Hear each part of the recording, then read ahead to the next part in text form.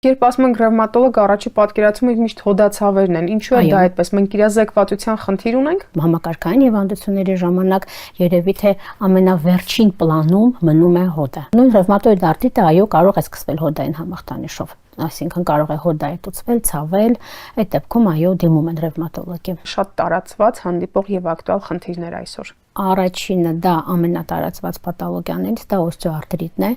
ժամանակին կոչվում էր արտրոզ, մարդիկ երևի թե ավելի շատ արտրոզ, աղերի կոչված, այո, աղերի կուտակում, որի իրականում ընդհանրապես կապ չունի աղի հետ, դա պարզապես ժողովրդական քանակի հետ է։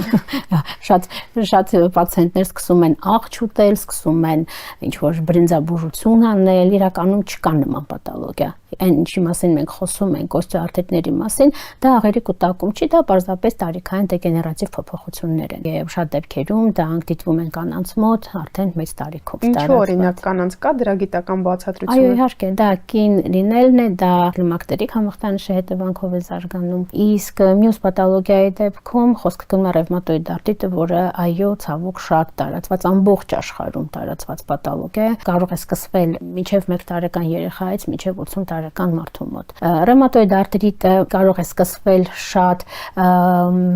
փոքր ախտանիշներով, այսինքն կարող է սկսել մեկ հոդի այտուցվածությունով, ցավով եւ հետագայում արդեն զարգանում են այլ հոդերի ախտահարումները։ Հիմնականում մարդկանց մոտ արտրիտ, արթրոզ, այս ձևակերպումները նույն հիվանդության տակ են ասոցացվում, իրականում դրանք տարբեր են, ինչով են իրարից տարբերվում, ինչ գանգատներ են ունենում պացիենտները միայն հոդացավով են սահմանափակվում, թե կան այլ ախտանշաններ, որոնք հուշում են դրանց մասին։ Եթե խոսում ենք արտրոզի մասին, իհարկե եթե ես ավելի գիտական խոսեմ, կա առաջնային արտրոզ, կա երկրորդային արտրոզ, բայց խոսենք ամենատարածված առաջնային արտրոզը, որը զարգանում է ավելի 50-ից բարձր տարեկան մարդկանց մոտ, գերակշռող կանանց մոտ։ Արտրոզը դա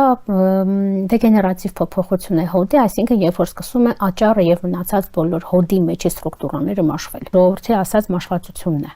Օստեոարտրոզը կարա լինի պարզապես երկարատև քրոնիկ ցավով։ Ինչ խորհուրդ կտաք մարդկանց, ովքեր անտեսում են ցավերը։ Եթե կա առողջական խնդիր, պետք է դիմել մասնագետի։ Որպես ռևմատոլոգ ասեմ, որ եթե մեր պաթոլոգիաները չեն բուժվում կամ լավ չեն տիրապետում պացիենտներին, ոնց պետք է մեր դեղամիջոցները խմել, ցավոք ունենում ենք բավականին լուրջ հետագա լուրջ բարդությունները։